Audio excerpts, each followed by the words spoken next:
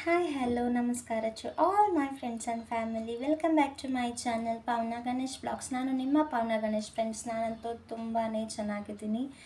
ನೀವು ಹೇಗಿದ್ದೀರಿ? ನೀವು ಕೂಡ ಚೆನ್ನಾಗಿದ್ದೀರಿ ಅಂತ ಅಂದ್ಕೊಳ್ತಾ ಇವತ್ತು ನಾನು ನಿಮ್ಮೊಂದಿಗೆ ಶೇರ್ ಮಾಡ್ಕೊಳ್ಳಿಕ್ಕೆ ಬಂದಿರೋ ರೆಸಿಪಿ ಬಂದುಬಿಟ್ಟು ಕ್ವಿಕ್ಕಾಗಿ ಹೇಗೆ ನಾವು ಲಿವರ್ ಗುರ್ದ ಫ್ರೈ ಮಾಡ್ಬೋದು ಅಂತ ತೋರಿಸ್ತಾ ಇದ್ದೇನೆ ನಿಮಗೆ. ಸೊ ಕ್ವಿಕ್ಕಾಗಿ ಹೋಗಿ ಕ್ವಿಕ್ಕಾಗಿ ನೋಡ್ಕೊಂಡು ಬಂದುಬಿಡೋಣ ಇವತ್ತಿನ ರೆಸಿಪಿ ಹೇಗಿದೆ ಅಂತ. ಯಾರಿಗೆಲ್ಲ ರೆಸಿಪಿ ಇಷ್ಟ ಆಯಿತು ಪ್ಲೀಸ್ ಶೇರ್ ಮಾಡಿ, ಲೈಕ್ ಮಾಡಿ, ಕಾಮೆಂಟ್ ಮಾಡಿ. ಅದಕ್ಕೂ ಮುಂಚೆ ಯಾರೆಲ್ಲ ನನ್ನ ಚಾನೆಲ್ ಸಬ್ಸ್ಕ್ರೈಬ್ ಮಾಡಿಲ್ಲ, ಹೊಸದಾಗಿ ನೋಡ್ತಿದ್ರಿ, ಪ್ಲೀಸ್ ಸಬ್ಸ್ಕ್ರೈಬ್ ಮಾಡ್ಕೊಳ್ಳಿ. ಫ್ರೆಂಡ್ಸ್, ನಾನಿಲ್ಲಿ ಅರ್ಧ ಕೆ.ಜಿ ಲಿವರ್ ಗುರ್ದ ಚಿಕ್ಕದಾಗಿ ಕಟ್ ಮಾಡಿ ತೊಗೊಂಡಿದ್ದೀನಿ.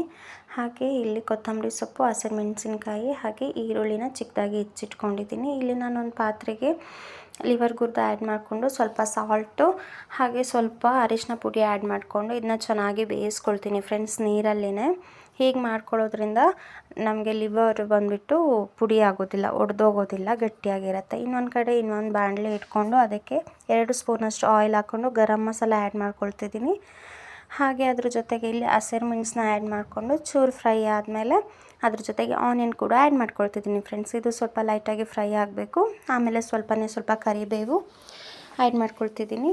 ಹಾಗೆ ಇಲ್ಲಿ ಜಿಂಜರ್ ಹಾಗೆ ಗಾರ್ಲಿಕ್ನ ನಾನು ಜಜ್ಜಿಬಿಟ್ಟು ಯೂಸ್ ಮಾಡ್ತಾಯಿದ್ದೀನಿ. ನಾವು ಮೊದಲೇ ಬೇಯಿಸ್ಕೊಂಡಿರೋಂಥ ಲಿವರ್ ಗುರ್ದನ ಇದ್ರ ಜೊತೆಗೆ ಆ್ಯಡ್ ಮಾಡಿಕೊಂಡು 1-2 ಸರ್ತಿ ಸೌಟ್ ಮಾಡ್ಕೊಳ್ಳೋಣ.